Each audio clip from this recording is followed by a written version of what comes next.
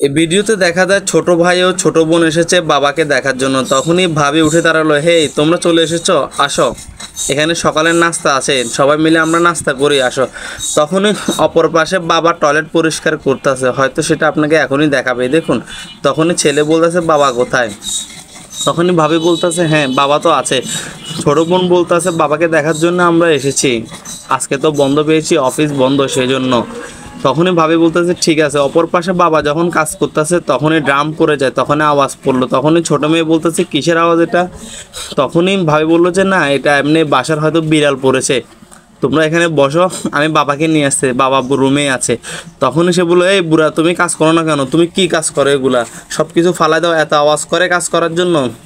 তখনই দেখুন তখনই বকাঝকা করে, তাকে বিভিন্ন ধরনের গালিগালাজ করে। তখনই তাকে আসার সময় দেখা যায় তুমি সবসময় ভালো ভালো কথা বলবা তোমার ছেলে মেয়ের কাছে, আমার নামে সুনাম করবা, তোমাকে আমি আদর যত্ন করে রেখে ভালো করে খাবার দাবার দিই, এমনই কথা বলবা। তখনই বাবা এসলো, দেখুন বাবা সবার সাথে হাই হ্যালো করতে আছে ছেলে মেয়ের সাথে।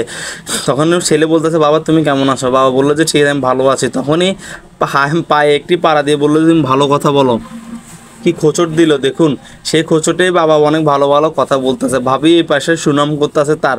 তখনই ভাই বললো যে হ্যাঁ তোমার তো এখনই ভালোই আছো, ভাবির কাছে ভালোই আছে, আমরা তো অফিসে থাকি, তোমরা তো আমার সাথে থাকতে পারলে তো ভালোই লাগতো, কিন্তু আমরা অফিসে থাকি সেজন্যই তোমাকে রাখতে পারলাম না, বাবা তুমি মনে কষ্ট নিও না।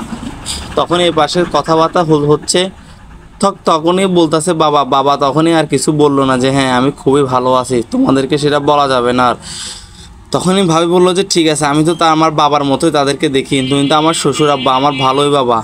তখনই বললো যে ঠিক আছে। তখনও এক পাশের থেকে ছেলে আসলো যে চলো আমরা এখন উঠার সময় হয়ে গিয়েছে, আমরা এখন যাই, কালকে থেকে আবার অফিস আসছে। তখনই বাবা আর কিছু বললো না, বাবা একটি চিঠি পকেটে নিল, পকেট থেকে তখনই মেয়ে যখন উঠে যাবে তখনই চিঠিটা তার মানিব্যাগে দিয়ে দিল, যে এটার মধ্যে আমার কষ্টের কথা লেখা আছে, মেয়ে হয়তো দেখলে বুঝতেই পারবে। তখনই বৌমা বলল যে বুড়া এখানে বসে আর কোনো লাভ নেই, যাও উঠো, উঠে যায় ঘরের অন্যগুলো কাজকর্ম আছে ওইগুলা কাজ করো। যদি মেয়েকে কোনো সত্য কথা বলতা, ছেলেকে কোনো সত্য কথা বলতা, তাহলে তোমার আজকে খবরে ছিল, আজকে খাওয়া দাওয়া সব বন্ধ, বাড়ির অন্য সব কাজ আছে, যাও যাই অন্য সব কাজ করো। ঠিক তখনই দেখুন আর কিছু বলতে পারলো না। এই দৃশ্য যখন চলে গেল তখনই বাবা মা ছেলে যখন চলে গেল, ছেলে আর মেয়ে যখন ফ্ল্যাটের নিচে আসলো তখনই দেখতে পেলো যে তাদের মানিব্যাগের মধ্যে কোনো একটা চিঠি আছে। চিঠিটা পড়ে দেখতে পেলো যে হ্যাঁ বাবা তো ভালো নেই। তখনই তারা আবার উপরে গেল, উপরে গিয়ে যখনই বাবা কাজকর্ম শেষে সোফায় বসলো তখনই ভাবি এসে আরেকটা বড় মেয়ে এসে আরেকটা কাপড় দিল যে দেখো এগুলো ধুয়ে নিয়ে আসো, এগুলো অনেক কাস্র হয়ে গিয়েছে। তখনই সে বকাঝকা করে, বিভিন্ন ধরনের গালিগালাজ করে, এটা বাইরের থেকে ছোট মেয়ে এবং ছেলে শুনতে পায়। তখন বললো যে মা আমার বয়সের দিকে তো একটু খেয়াল করো, আমার মাজাটা ব্যথা করতেছে আর পারতেছি না।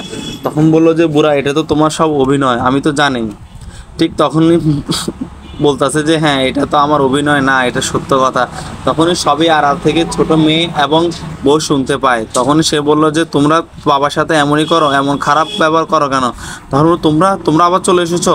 তখন বললো যে তুমি যে এমন খারাপ ব্যবহার করো এটা কি ঠিক হয়েছে, আমার বাবার সাথে এমন কাজটি করা তোমার ঠিক হয়নি, তোমাকে এখানে যত্ন করে রাখার জন্য বলছে আমার বাবাকে, না পারলে আমাদেরকে বলতে, আমরাই আমাদের বাসায় নিয়ে যেতাম, অন্তত ভালো থাকতো। তখনই সে আরও উল্টা ঝগড়া করে যে এখানে সে ভালোই আছে, এখানে সে ভালো ভালো খাবার দেয়, শুধু সামান্য একটু কাজ করে আর কি, তখন তো বুয়া নেই সেজন্য একটু কাজ করে। তখন বললো যে বেয়াদব মহিলা, এই নাও তোমার জন্য এটাই তোমার শিক্ষা, আমাদের বাবা মাকে আমাদের সাথেই নিয়ে যাব। এবং বাবা মাকে যারা ভালোবাসেন তারা ভিডিওটি বেশি বেশি করে শেয়ার করে দিবেন।